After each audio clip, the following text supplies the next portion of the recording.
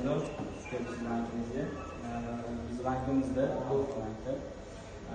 62 sonli prezident qarori bilan kreditlar ajratilyapti. Hamda ma'lumot beramiz sizga. Bu o'sha jismoniy shaxslarga ham yuridik shaxslarga ham bir xil tarzda amalga oshiriladi.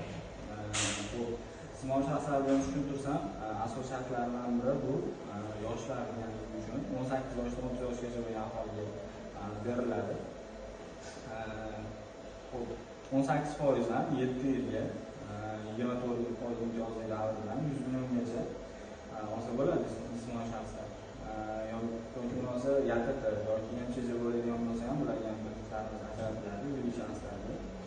Xo'p, asosiy hisoblari aloqa bankda bo'lgan YTTlarga tushuntiraman. Xo'p, bu ham xuddi shu shartlarda 7 yilga 24 oy imtiyozli davr bilan 18% ajratiladi. 100 milliongacha garovsiz, 500 milliongacha garov bilan berishimiz mumkin.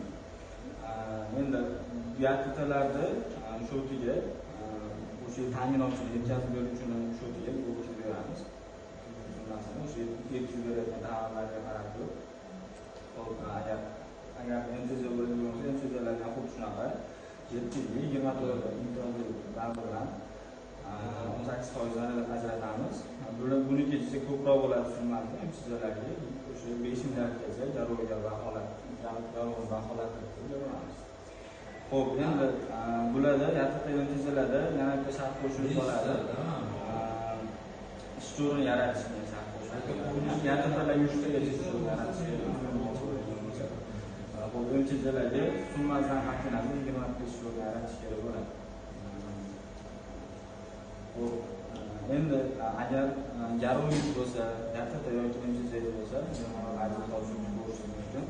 Jismoniy shaxs bo'lsa ham o'zini band qiladi. O'sha qaysi yo'nalish bo'ladigan bo'lsa, o'zini band qilish yo'nalishlari bor. O'sha yo'nalish bo'yicha sizga kerakli bo'lgan asosiy vositalarni sotib olib beramiz.